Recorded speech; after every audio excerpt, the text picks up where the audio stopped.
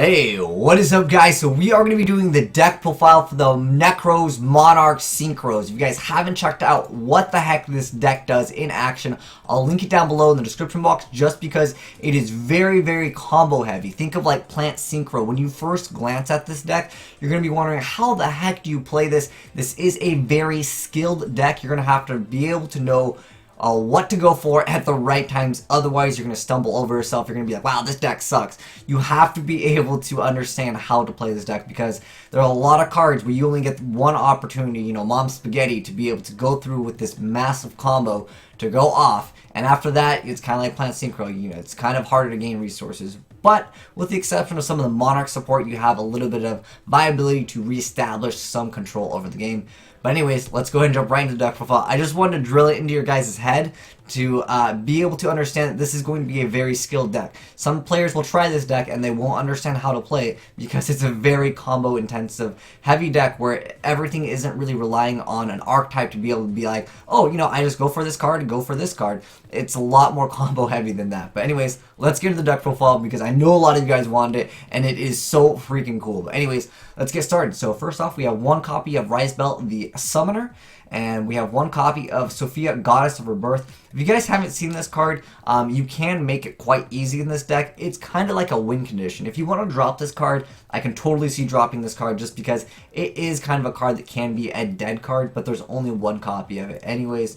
But that said, it is a win condition on its own. Its summoning condition is pretty difficult for most decks, but this one can pull it off. You have to banish a Ritual, a Fusion, a Synchro, and an XYZ monster from anywhere on the field. So that's actually pretty cool that you can technically use some other stuff. But it can be special summoned by other ways, and this card's special summon cannot be negated. When this card is special summoned, you banish all other cards from both players' hands, fields, and graveyards.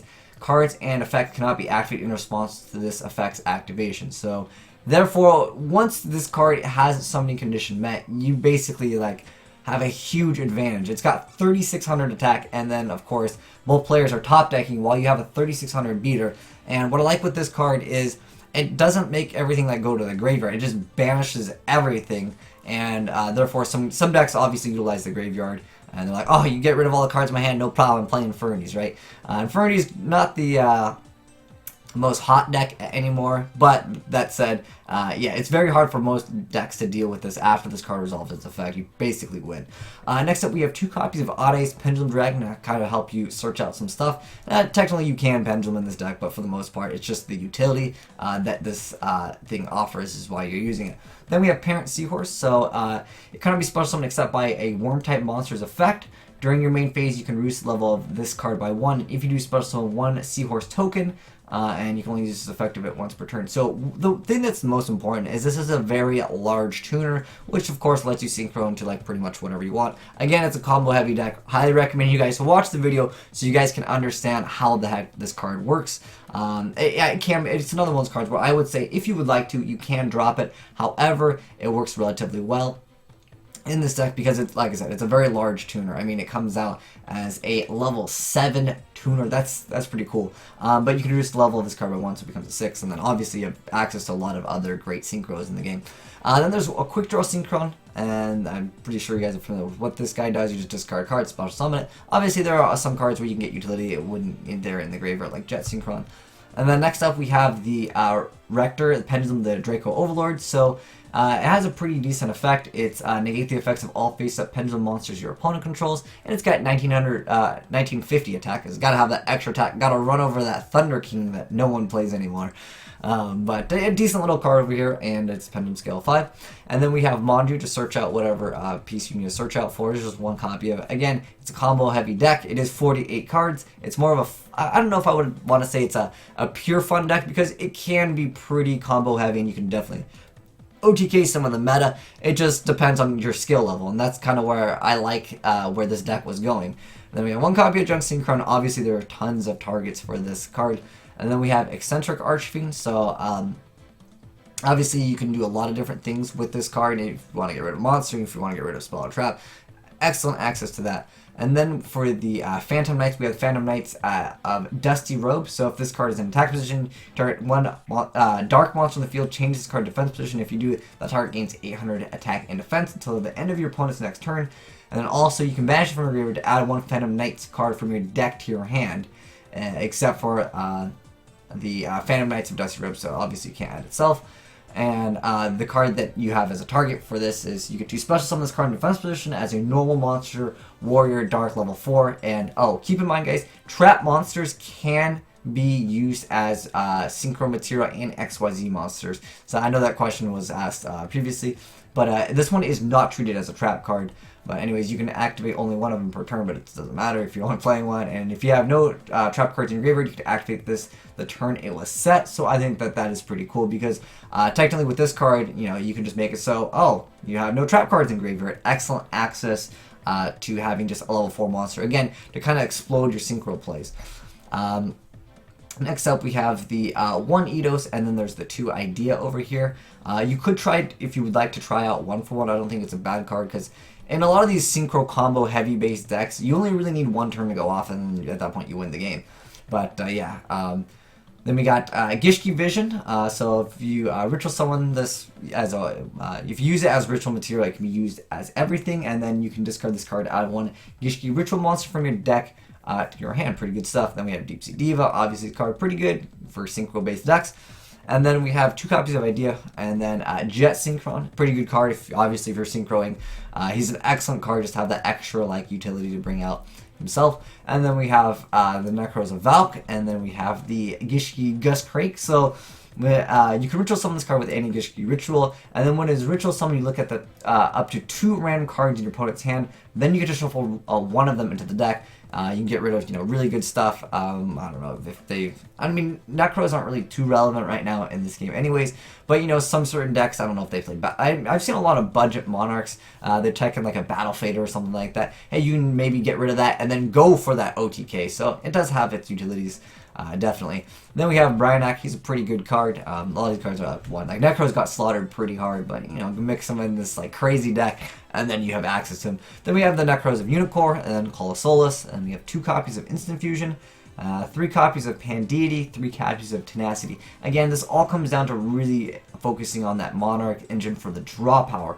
You're not really utilizing the Monarchs for, you know, actual Monarchs, as they're pretty much just kind of used there for, I guess, like, they're used for utility. And also, the original Monarch, or the Prime Monarch, is such a strong card in a synchro-based deck because you have access to just keep on bringing it out, and it counts as a level 5 monster.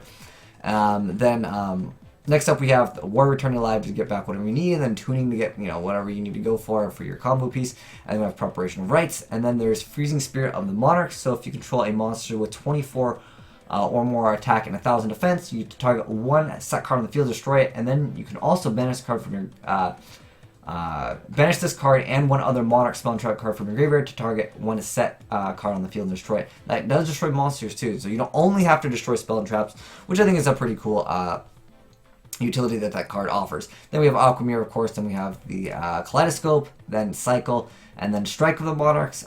This card, it's mediocre. So you contribute 1 level 5 or higher normal summon / set monster, then target 1 face-up card on the field. You get its effects until the end of this turn, then draw 1 card. During your main phase, if this card is in your graveyard, you can banish this card, then declare 1 attribute. All face-up monsters currently become that attribute until the end of this turn. I don't really like this card, that's my personal take on it, but I'm giving you guys this deck as its original creator created it. Then we have Stormforth, then we got 1 copy of this card, which I thought was crazy, and I thought, like, oh, he probably would have played 3 copies, because this is where I'm like, okay, this is what makes the deck. He pulled it off during the duel. If you guys, like I said, I haven't seen the duel, again, check the description box below, because it's going to show you guys how to play the deck. If you can only activate 1 per turn, but if you're only playing 1, don't worry about that. So you get to activate all of these different effects, and you can activate all of them depending on the number of like specific monsters that you control. And if you control 2 or more different kinds of monsters, that's what procs the effect. So it's either Ritual, Fusion, Synchro, XYZ, and if you happen to have those, if there's 2 or more, you get to target 1 monster in graveyard, or 1 of your banished monsters and add it to your hand.